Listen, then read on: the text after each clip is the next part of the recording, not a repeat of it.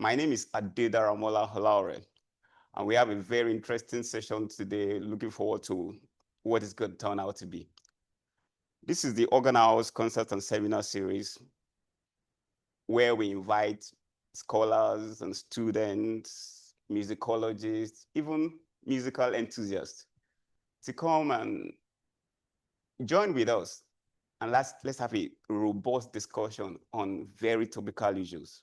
Let's have intellectual discourse, focused contemplations, engaging deliberations, even enlightening lectures where we can rub minds, share views, and be better off at the end of the day. That's what we do here. So you're welcome once again.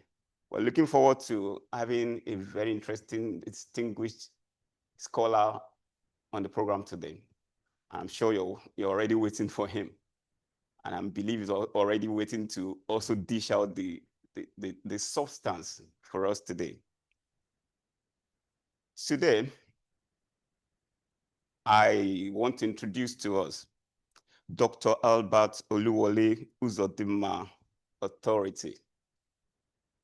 He is a musicologist, composer, and a music theorist. His work explores the intersections of music, culture, politics, decolonial studies, ecology, curriculum reforms, and medical musicology. His current research develops innovations, frameworks, including dancialism, interesting. It also includes Episto-Musical Pedagogy. Actually, this is what we are dwelling on today, especially. Also, is such a robust homework he does, which includes also Episto-Musical Pedagogy, eco-acoustic healing, and medical musicology. He wants us to understand how sound shapes identity, wellness, and community life. Dr. Authority has contributed to international scholarly conversations through his research works, through teaching, and editorial services. In this presentation today, he will be exploring what he terms Episto-Musical Pedagogy Theory, EMPT, a transformative framework for African music education. He's examining the position of rhythm, storytelling, and performance as crucial tools for transmitting ethical, historical, and identical-based knowledge. Ultimately, I'm sure it will take us to the place of engaging in what educators and deep listeners achieve in collective remembering to transform education in ways that promote culture, social justice, and community-grounded learning experience. So when you're ready, I want you to welcome with us Dr. Albert Authority. You're welcome, sir. Thank you, Dr. Ayo. It's nice being with you people today. You're welcome, and sir. My distinguished audience. It's my pleasure to be hosted on this unique event, and I hope I'll be able to offer something for anyone here to take home today. Like just as I've introduced, I'll be looking at a new terminology that has been developed recently. The ideas behind these are not new, but the new terminology is what I'll be presenting and what it stands for, which is Episto-Musical Pedagogy Theory. So begin with, let me say good morning to those who are within my time zone. Good afternoon to those in different parts of Africa, and good evening to those in Asia and wherever you are joining. I want to start with a simple question. What does a Nigerian music classroom looks like? Rhetorical question. Just think about that. What does it look like? If you picture the quiet humming of a fan in a classroom, the scratching of the chalk on the board, or a teacher teaching from a textbook, probably you are right. But what is missing in all of this? Where are the rhythms of the ogene? Where are the storytellings of the Fuji music? Where are the communal pulses of Afrobeat. This silence is not an accident. It is the result of a system that for generations has told us that our knowledge comes from book and Western models, while our own musical traditions are mere entertainment.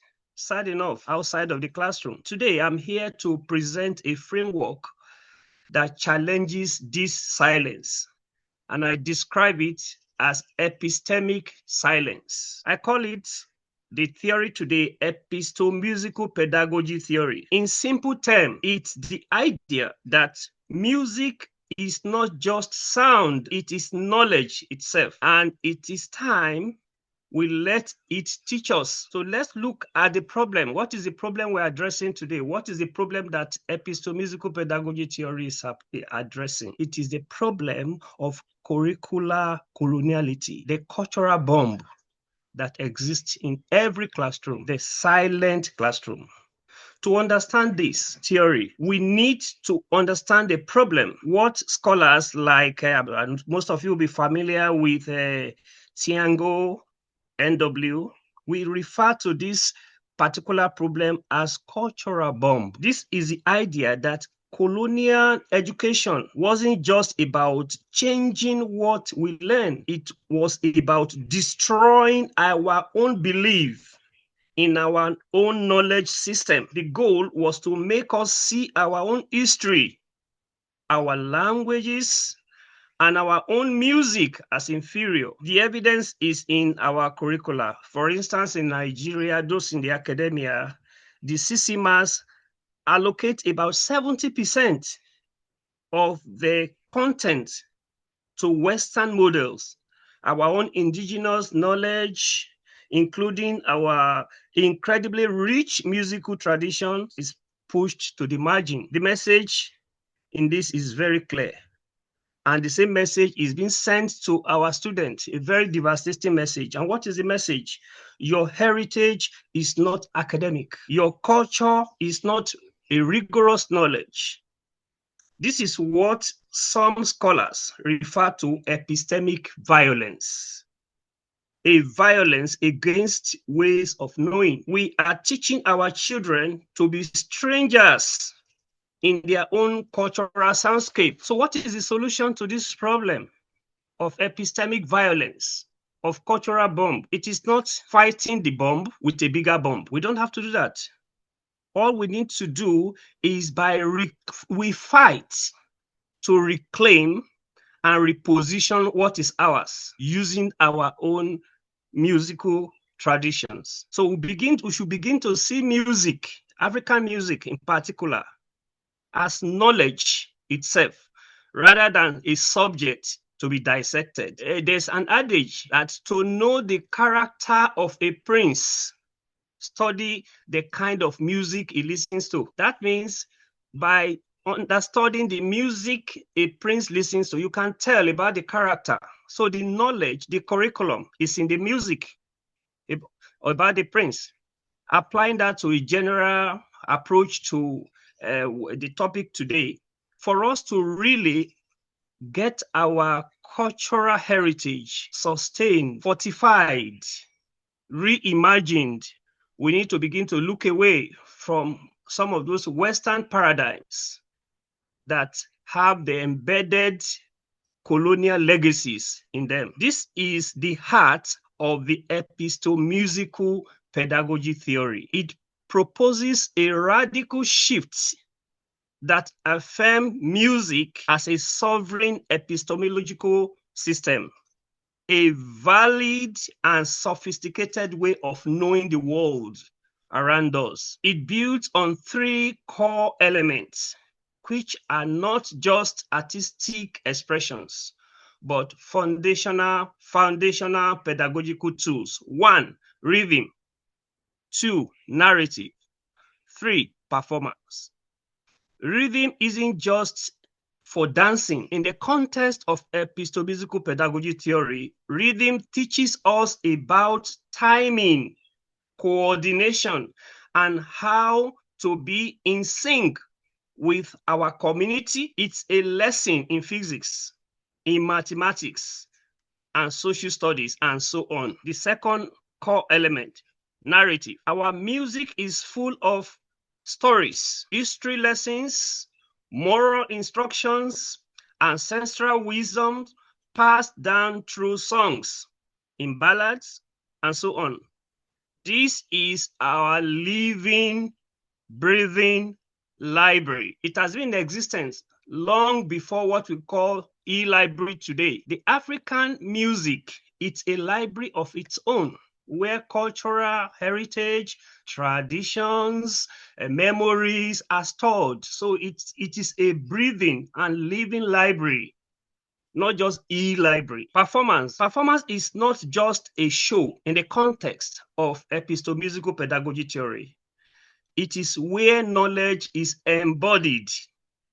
It's where we practice our identity, our resistance, our spirituality. It is learning by doing and by being. So Episto-Musical Pedagogy Theory says, let's stop treating these elements as extracurricular activities and start treating them as core curriculum. Now, I want to compare, let's briefly compare the Episto-Musical Pedagogy Theory with the Western models. For the Episto-Musical Pedagogy Theory, it is an inside-out approach. I'm going to explain that. For the Western models, it is outside-in approach to curriculum. Now, you might ask, how is this different from how music is already being taught in our classrooms? I'm going to explain briefly. This is a crucial point. Mainstream music education is often based on Western models most of the time. Let's look at them briefly. The formalist model treats music as a mathematical structure of notes and harmonies to be analyzed. The cognitive model studies how the brain processes music, like a computer will process data. These are what I called outside-in approach. They take an external theory and apply it to the music. They often strip music of its cultural context, its community, and its soul. Music becomes an object to be dissected instead of being the curriculum itself. So Episto-Musical Pedagogy Theory flips the script. It is an inside-out approach, inside-out epistemology. This means it starts from within the African musical tradition itself. The logic, the wisdom, and the curriculum are already inside the music. Our job as educators is not to apply external theories, but to draw out the inherent knowledge that our rhythms, our narratives, our performances already contain. So instead of using European lenses to analyze an African drum cycle, for instance, Episto-Musical Pedagogy Theory listens to the drum cycle on its own terms and asks, what is the rhythm teaching us about our community? What is the song telling us about our history? What is the foundational element that aligns with our own cultural heritage, that this music we are working with, we are playing, we are dancing to, is passing on to us? So this is a foundational paradigm. This is a foundational paradigm shift. So what is the implication? Haven't know the solution. Here is a call to action from theory to practice. So what does this mean in practice? Episto-Musical Pedagogy Theory is not just an idea for a journal article. No, it's a call to action for all of us involved in education. Here is what we can do. One, we call for curriculum designers. We must create new curricula where a unit on governance, for instance, includes studying the consensus building in a village, meeting songs, where literature classes analyzes the poetry of Fela Kuti lyrics, rather than bringing one Western context. poem or poetry that it's even difficult for an average student to understand the language in those excerpts. Let's begin to look inward. For teachers and teacher trainers, our teachers need to be trained not just in Western music notations. Those are good, fine, they form the foundation, but we should go beyond that. But we should also look at the indigenous pedagogical competencies. They need to learn how to facilitate a call and response lesson, or how to guide students in creating a performance that tells a historical story. I'm not referring to just music teachers. Every teacher, whether you are teaching chemistry, teaching physics, you should begin to look inwards. How do you apply those subjects to your own culture that students can relate to in their parents' local kitchens? How do they bring some of those knowledge into chemistry in the mechanic workshops or blacksmith stores? How do they export and bring those knowledge into physics? That is the implication for trainers and for our teachers. For policymakers, we need to advocate for policies that mandate the integration of indigenous knowledge into national standards. Moving beyond token cultural days we have in many of our schools, we should go deeper into structural integration that are meaningful to our students and to our community and to us as practitioners or tradition bearers. The goal is cognitive justice. The idea that all ways of knowing are equal and deserve a place in our classrooms is about giving our students their rightful inheritance. In conclusion, the Episto-Musical Pedagogy Theory invites us to do one simple but profound thing: to listen differently, to listen to our own music, not just with our ears, but with our histories, our communities, and our spirits, the African spirit, to hear the syllables in the song,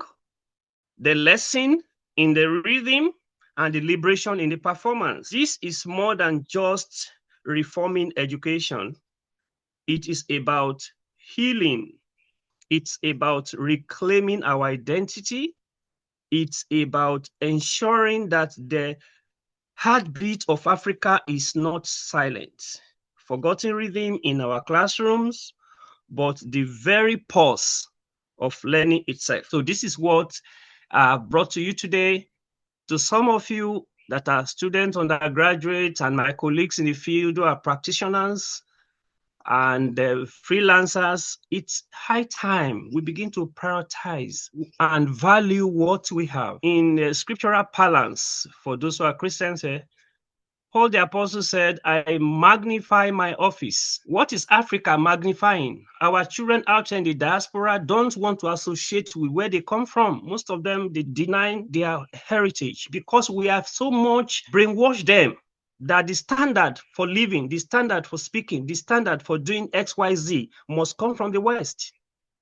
Not only in music, in every aspect of life. Thank God for some people that are beginning to look differently and act differently and work like this program. Thanks to Mountaintop University, Dr. Ayodele, and the rest of you. This program is really needed in many areas of the country to begin to reorientate our society and our students, to begin to dismantle the colonial stigmas and to begin to redirect them towards the rich cultural heritage that has been long abandoned. Thank you for listening. Thank you so much, sir. That was very, very thought-provoking, if you ask me, and so inciting, so eye-opening.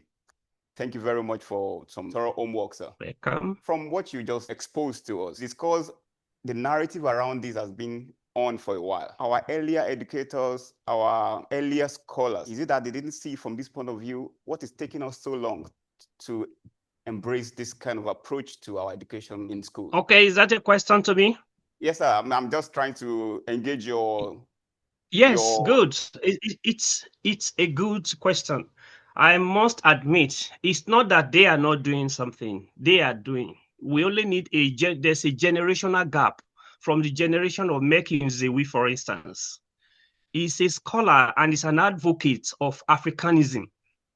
He has done, in fact, there is no single article of mine without citing one work from McKinsey. Now, he has done a thorough job on decolonizing African music. Eyuba also did extensive work on African pianism. Professor Christian Onyeji did some work on drumistic techniques. And all these, they are tailored towards Onyeji is decolonizing rhythm. Aki Eyuba is decolonizing the pedagogy, and Bodiomojola, a whole lot of them, they've written extensive work. But the difference between Episto-Musical Pedagogy Theory is not just about decolonizing African music, but the curriculum itself, that house that music is what this one is focusing on. If the curriculum is not changed or reformed, we continue to do the same thing over the years, and that is why we are where we are today. Thank you so much, sir.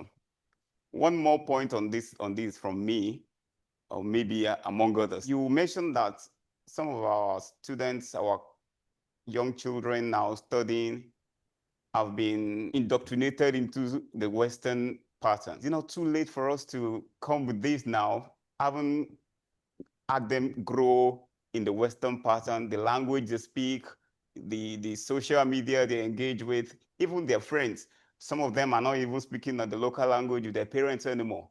So coming to terms with this today, are we not coming late? Is there a way of implementing in such a way that we integrate the two, Western and the local one, or we should just get a all new curriculum? Well, let me start with the concept of Episto-Musical Pedagogy Theory is not to abolish the Western paradigm. It's to give equilibrium, so agency to African music. Can you hear me? I'm with you, sir. Please go ahead. So it is not to abandon the Western system, but to dismantle that hierarchical whereby we see music from Africa as inferior, is to come to the table together as equal, not that we are being invited to the table in our own culture. Now, it is not too late. There is nothing ever too late. So long you are alive, there is hope. It is if we all agree together and begin to look towards the same direction. Okay, this is there. We need to learn about harmony. We need to learn about staff notation. We need to learn it. They are good, wonderful. But beyond that, the culture we are now, if you are familiar with the IB curriculum, International Baccalaureate curriculum, is pre-university curriculum, and that's one the rainy curriculum now. Now, the IB has, on its own, decolonized its approach.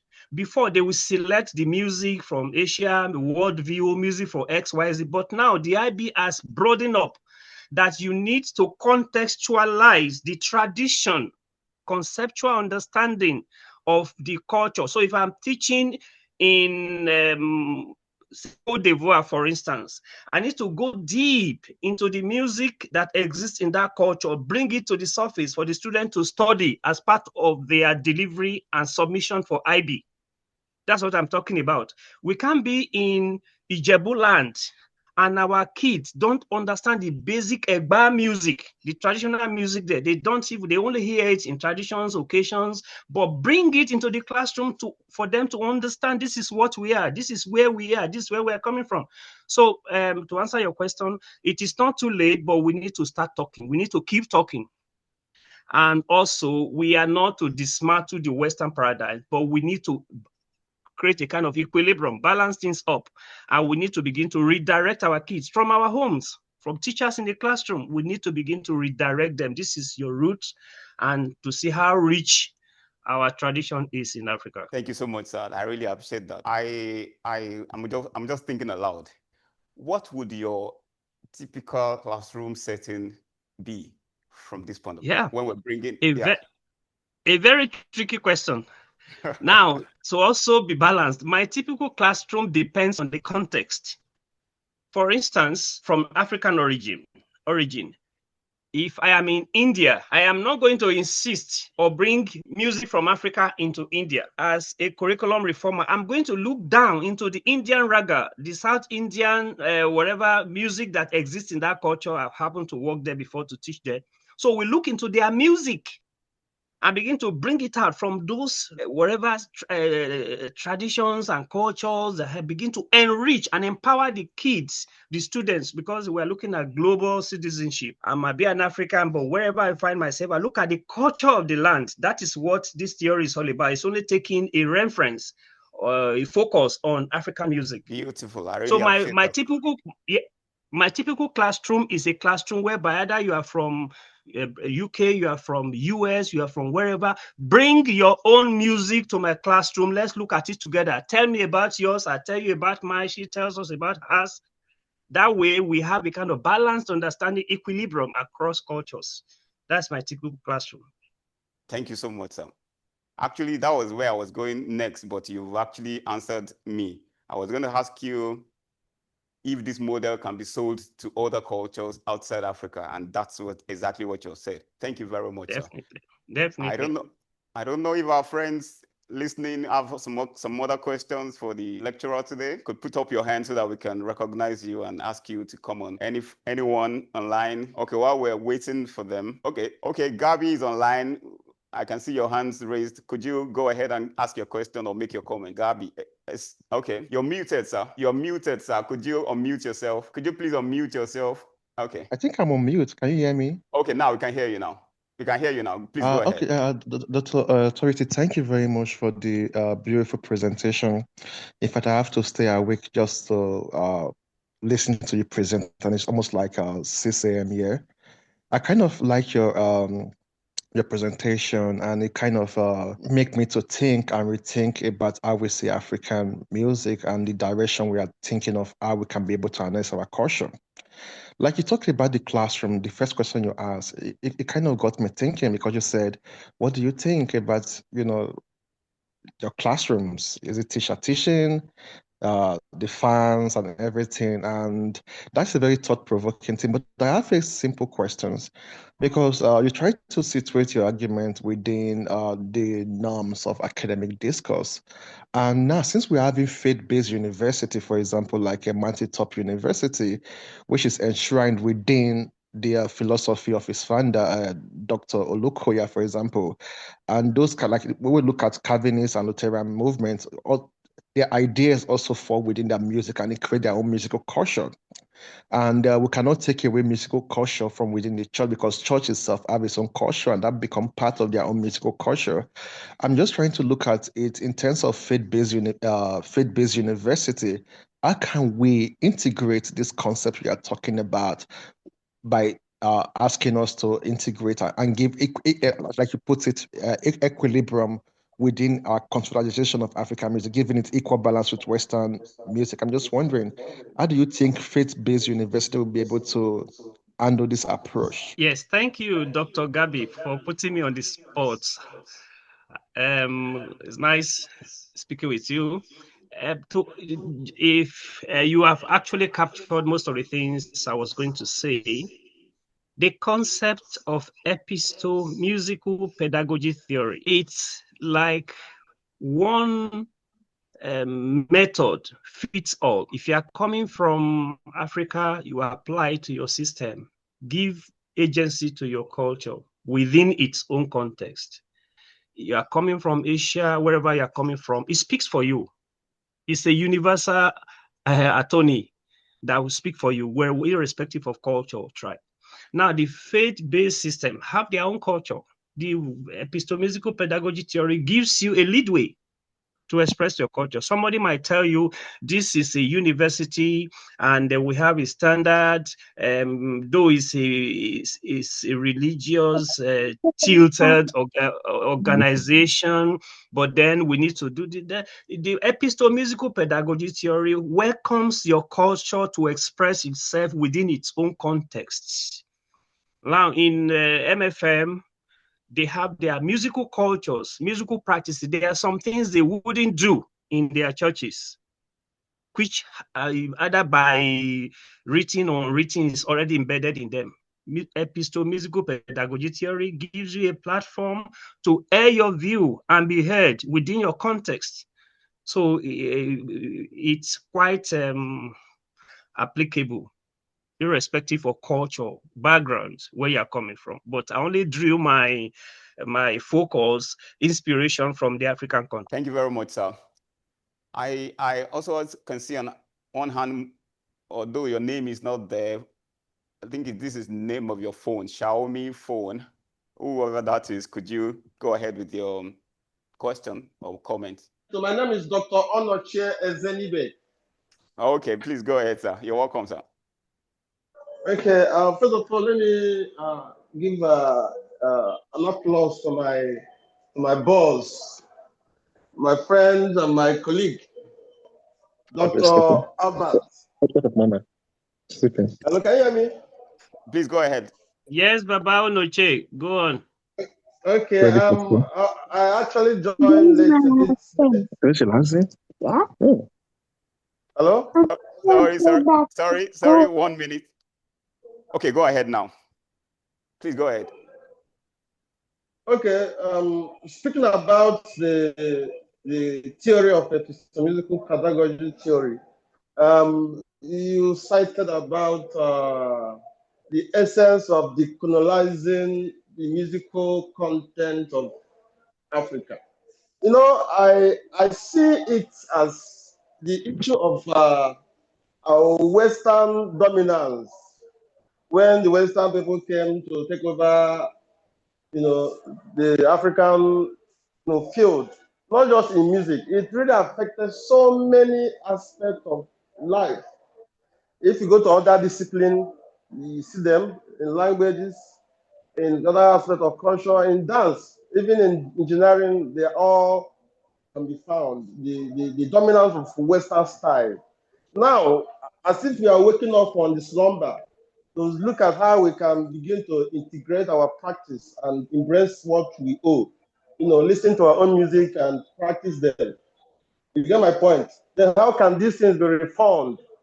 But then my worry becomes, how can we, outside advocating for these things to be corrected by the government, how can we create more emphasis and make it known to the world that Africa needs to liberate themselves from where the Western people kept them? Okay, Baba Onoche, are you done with your question, Doc? Yes. Yes, the mountaintop organ house is doing that job already. And we need to clap for them. We need to appreciate them. We need to publicize the program. We need to tell everyone everywhere. I can see there are about few persons, less than 100 in this call. We need to make it a national platform. Invite our friends everywhere. It's not just early careers. It's not just for academicians. Church music practitioners need to come on board this program. It is by creating awareness. You keep saying it, and everybody is saying it, and it goes around until it gets to the top. So that is awareness we need to really do this. And those who are in charge, like the national bodies, the ANIM, the SOMEN, and the rest of them, need to begin to speak in high places. They're already taking some measures right now, especially the new music curriculum in the secondary school, the creative art curriculum, whereby they bring an artist. Sorry, I don't have anything against fine art. We bring a fine artist person to come and draw a curriculum for music. I presented some students some years ago in that curriculum. Right in the examination hall, my students were correcting the examiner that this is not correct. This question is wrong, because the person who drafted those questions was not a musician, has no background in music. That's what you are talking about.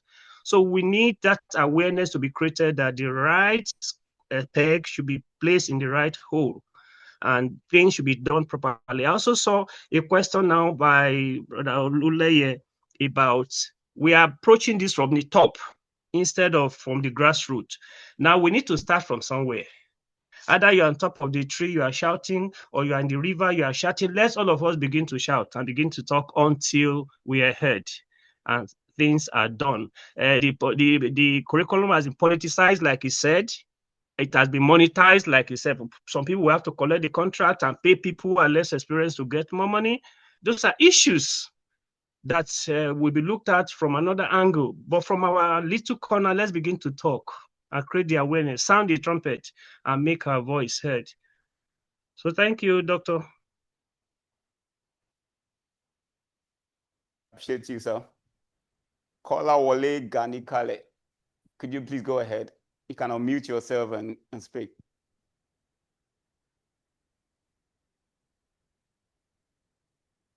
Olaore Ganikale. Yeah, hi, hello. You're welcome, sir. Yeah, thank you very much, Dr. Authority, who spoke with some very serious authority. So you actually stood up for your name, sir. Good afternoon. Thank you, sir. Well, thank you for your courageous exposition. I was actually curious about the topic, Episto-Musical Pedagogy Theory, EMPT. You know, but I find it quite refreshing in its insistence that music itself is knowledge, not merely an illustration of it. My only caution is that we must not stop at describing rhythm and narratives and performance as pedagogical tools. I mean, they are theories in themselves, yes. But if we don't extract their conceptual architecture and formalize them as analytic systems, we will risk repeating the same outside-in logic, to quote you, that you rightly critiqued, right? So when we talk about equilibrium and contextual inclusiveness, that every culture, faith, or religion can bring its music to the table, yeah, we must also ask this question: who designs the table? If analytical grammar and curricular structure remain Western, then even our most plural classrooms will be modeled by external epistemic rules. So the true equilibrium begins only when each culture's musical logic can stand as a source of theory, not merely a participant in comparison. I don't know if you get the point I'm trying to make here. Very well. In other words, inclusion without epistemic anchoring risks polite multiculturalism. But inclusion grounded in African conceptual systems, that is melorhythm, call and response reasoning, tonal linguistic logic, all that creates genuine cognitive justice. So my humble addition to your wonderful presentation will be this. EMPT's enduring system may lie not only in opening spaces for all voices, but in ensuring that the language of that space originates from within our own sonic philosophies. That is where I believe curriculum stops borrowing and begin to think in African terms. Thank you. Thank you. Should I respond to that? Go ahead, Yes, please. Yes, please. I'm pleased to hear that. It's quite expository and insightful. Actually, if I send right now the full article, I've published about 3 articles on this topic, international journals. If I send the articles to you, it's as if you have seen some part of my article and you are speaking it out. Because I only have few minutes to deliver here and I cannot go through the whole thing. I just touch the periphery because it's just an exposition. The articles highlighted how do we go from the grassroots. So thank you so much. You have just you have helped me to reach out to touch that area. Probably I omitted while preparing my 2 pages presentation. Thank you. You are in line. You are spot on. It's a pleasure. Yes. It is what I am also working on. That's the reason I took my time to analyze everything you've said and or make my point known. So I think this is just like to tell our people now that what we've heard from you, from Dr. Authority, should not be treated just as inspiration. It should be treated as an urgent call to rethink how knowledge is produced, not just how it is taught. Once again, well done. Thank you very much. Thank you, Doc. Thank you very much, sir. Dr. Authority, do you want to treat the question on the screen from Dr. Bayo or Guemi? Okay, maybe you should read it for me. Okay. I'm an auditory learner. All right. Okay, he said he's appreciating you for the good homework you presented to us. He wants you to go, he said, I want us to go beyond making profound statements like this to creating a work plan that will lead to realization of the laudable idea in Nigeria. What would be your step-to-step approach to establishing the philosophy in our country? How can we navigate the critical political terrain to make meaning out of this idea? Yeah, Dr. thank Okuyemi. you.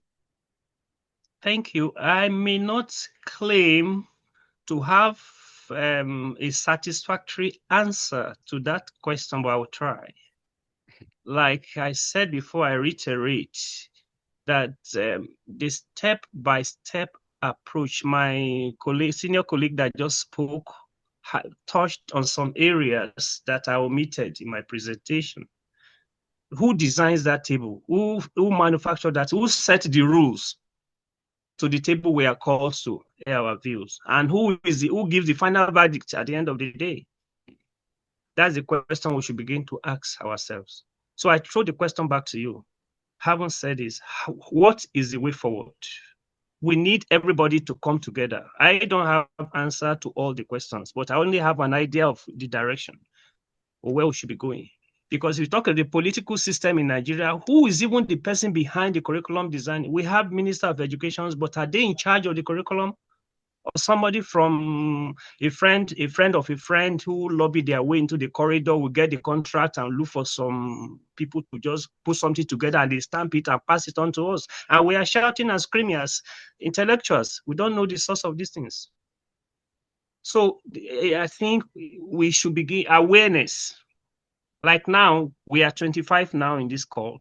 We should create more awareness. The more people are aware, there will be kind of colossal agitation that will eventually set everybody asking the same question until we begin to get attention of those in power that can influence things. My name is Authority, but it's not Authority in the presidency in Nigeria. It's a surname. So we need to begin to speak and do our own homework and speak with the same voice. That is how we can move forward and stop the politics within our own university system, within our own department.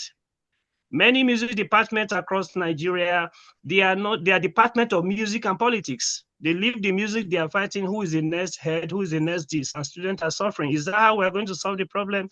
We need to start from within to decolonize our own mentality and mindset so that we can have effect in our nation. Thank you. Thank you very much. I quite appreciate that. For Lauren Shaw, your daily Peter. I can see your hands. Yeah. Good afternoon, sir. Welcome. Thank you for the opportunity given to me. I'm so much excited with this lecture and the topic. So, though he has already said a lot from what I want to say, but I just need to add this. To the glory of God, I'm a secondary school teacher, and with the new curriculum set by the federal government, if we are to follow it, I think the insight of the government is in line with what we heard from the lecture. But the right person are not the one drawing the curriculum. And this, I think this should be the first question that our leaders in music should first of all work out. That who are those ones in charge of it? Because even if they give us what is not okay by us as a body, I think there should be a way of fighting it. Like in the secondary school scheme of work now, the only topic you will see there is just traditional music, but no subdivision of topic. They will just say traditional music, and in which even most of the school administrators now, they are telling the music teachers here that they have nothing to do again, that they should leave or start teaching another subject. So this is an eye-opening to the problem we are even facing now in secondary school in Nigeria. So I want to say thank you for this opportunity. And I also want to say that we should please don't let it stop on the lecture or a seminar. We need to take steps till we reach them at the federal level to make this thing known. And we need people that can sit down and work together to draw the curriculum that will suit the African music, and in order not to put all our work on Western music. Thank you very much, sir. Thank you. Thank you very much, Sam. We appreciate your comments, and that's a good feedback from not just the ivory tower, the universities, but from secondary schools as well, because that is where it starts before we even get to this stage. So thank you very much, Mr. Folorunsho Ayodele Peter. I also want to appreciate you, sir, Dr. Ganikale, for your concluding comments. Thank you for leading us that way. You made us understand that the next step you believe is to ensure that when we walk through this proposal, the floor we are standing on is built from African thought itself. And that is where the curriculum transformation begins. Thank you very much, sir. Yeah, any more hands raised so that we can round off today? So thank you so much for a very interesting time, sir. I want to appreciate you, Dr. Authority.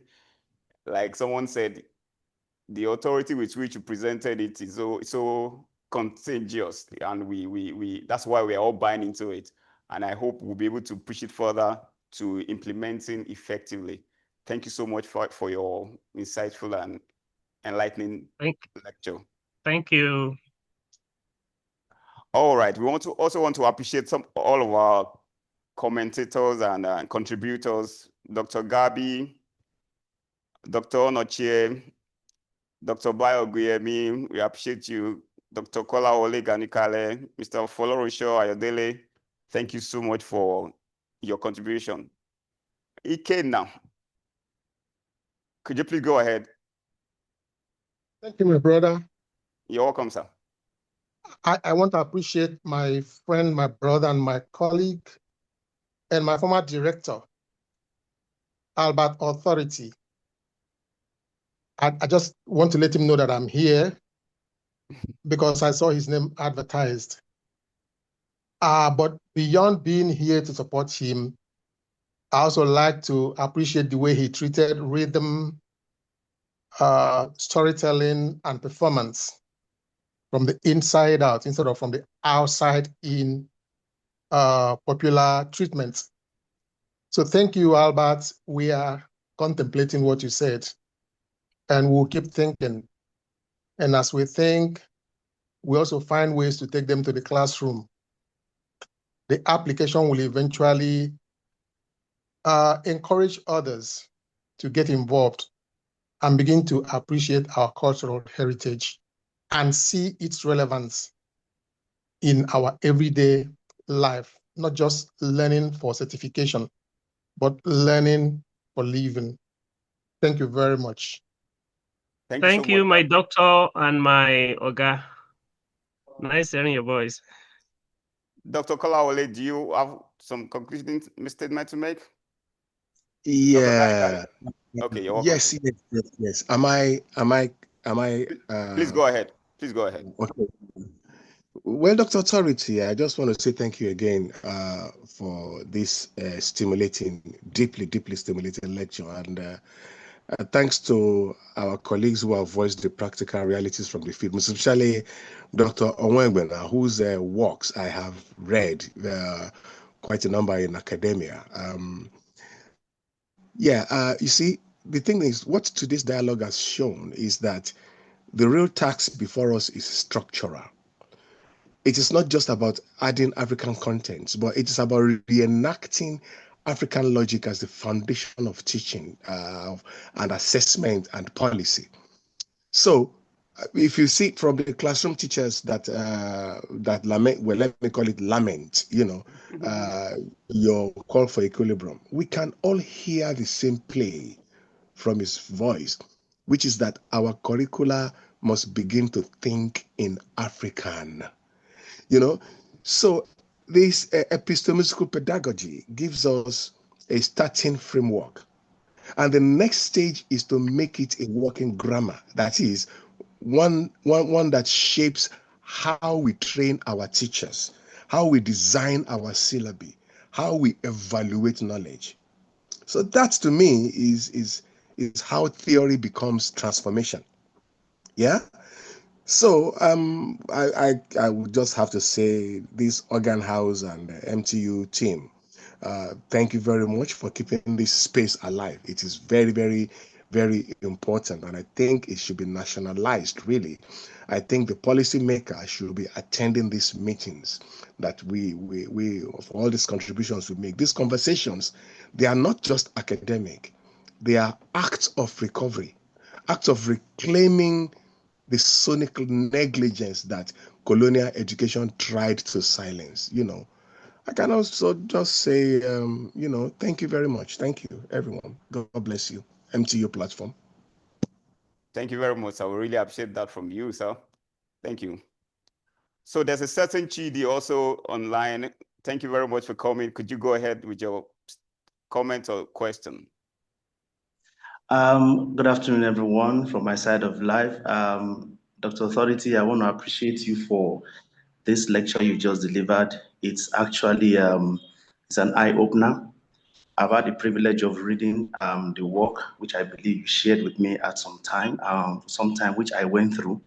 And I think it's something that will set the base for each and every one of us to key into it and see how we can further develop ourselves holistically and musically. But my attention is drawn mostly to the importance of student agency when it comes to the issue of our students learning music. Because a lot of students that I have come in contact with, like recently with my students, they are really talking to me about the need for them to learn music based on the kind of music that they love and try to perform the kind of music that they love, thereby pulling away from the westernized structure of learning music. So I've been having a back and forth, discussing on how I'm going to have that done with ensuring that the students are given the privilege to learn music with using the kind of music that they love. I believe you have an understanding of what I'm saying, Dr. Authority, with your wealth of experience. So my concern now is, how do we now buy into the logic of using what the students love to do with respect to either performance, either singing or playing an instrument, and having an holistic view in such a way that we do not totally throw away the concept of music theory and all they need to know holistically as regards music, and also helping them to appreciate and love what they want to do, the kind of music they want to play, and ensuring that every component of music that they need to be aware of is made known to them. I don't know how we can marry all of this together to ensure that our students don't lose the interest of focusing just on only Western music and buying into our own cultural heritage with respect to performing African music as well. That's my question, sir. Okay, Dr. Ayo, should I take that? Please go ahead, sir. Okay, thank you, Bro Chidi. Your question is spot on. Now, you are a teacher of music, and I'm aware you teach IB curriculum, NYPDP. Your concern is the same thing as what IB saw some years ago. In 2020, they reviewed their curriculum over for the IB curriculum has been in existence for 50 years until 2020. And in 2020, 2021 set, they overhauled the curriculum, especially the music aspect and other aspects. Before, in the IB curriculum, that's IB's International Baccalaureate, where they have 4 programs, PYP, primary year program, NYP, middle year program, and the diploma DP, and also now you have what they call the career-related program, CP. Now, the IB saw that coming, and they took away that restricted aspect of the curriculum whereby they select music. IGCSE, we select, okay, you are studying the music from Asia, music from this region. They do that. YB took that out of their curriculum and allow what we called contextual studies. Now, in your present curriculum, NYP and DP, that has been taken care of. If you know when you are studying in the context, students study what we call personal local context, the localist, what is local to them as an African from the Yoruba heritage and partly Igbo. My local context is from where I was born. Then they have what we call the personal context. The personal context is what I choose, I want to do. It may not be from my own origin. That is what your students are talking about. Now, that music I want to listen, I want to explore may not be from Nigeria, from Africa. That is personal context. Then the IB also I would call the global context. There are 3 contexts: the personal, the local, and the global context. So it is the role as a teacher to see that the students, why they want to study what they like, is allowed within the structure that IB has put in place. They will study what they want to learn as a composer, as a researcher, and as a performer. They have to, those 3 roles has to be examined as they are studying that. Now, Episto-Musical Pedagogy Theory is like a window, a binocular through which you see your worldview, irrespective of your position. I'm in Africa, I'm looking from the African perspective. I'm in Asia, I'm looking from Asian perspective. You are in Central Africa, you look at from those Francophone perspective, what is local to them. So you are in line. We allow them, but guided. At the same time, they still have to balance the other requirements, the local context. When they are selecting their pieces, they have to select from local context, from personal context, and from the global context for them to pass. So we allow them, but we balance it. And even what they are bringing to the table, you as a teacher too, you are a learner in the classroom, because some of those music are strange to you. You have to be open-minded to learn. So you are right. Your question is just in line with what we're talking about, and it applies to Episto-Musical Pedagogy Theory. Thank you very much, sir. We quite appreciate that. Any more hands? I think we're coaxing home now. Thank you very much. On a final note, Dr. Herbert's authority, I would just, maybe for subsequent engagements, I would have loved you to elaborate more on what you refer to as spiritual listening. That's got me in the process, but of course not for today, but I'd really look out for that in a class setting, not in the church setting.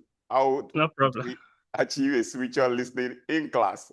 But that's quite interesting. I really appreciate your homework. Thank you so much for your time and your lecture. The wealth of knowledge you brought to the fore. We really appreciate you for it. Thank you so much. Thank you, sir. On a final note, we want to advertise the next class. It's a reading session we have of Kofi Agao's. Anthony. Hello. So, question about excellent. Okay, sorry. In the next session, that should be next week, we'll explore the first chapter of Kofi Agawo's Representing African Music, 2003, sorry. It's focusing on discourse on colonialism and its impact on African people, culture, and particularly the musical arts. We'll critically review and engage the emergence of, one, the hybridized African culture and its identity, the introduction of new musical instruments, vocabularies, system, and institution. We'll also see how these systems and vocabularies disrupt old traditions and creatively facilitate and invent new ones. So some of these all that we get from the article, the chapter 1 of that book. And so I'm sure that is promising a lot of interesting discourse and eye-opening engagement. So make it a date with us next week on the Organ House concert and seminar series. We really appreciate your followership and commitment to this course. Thank you for your contribution. Thank you very much. Till next week then, my name is Adedamola. Olaore. Have a wonderful week ahead. God bless you.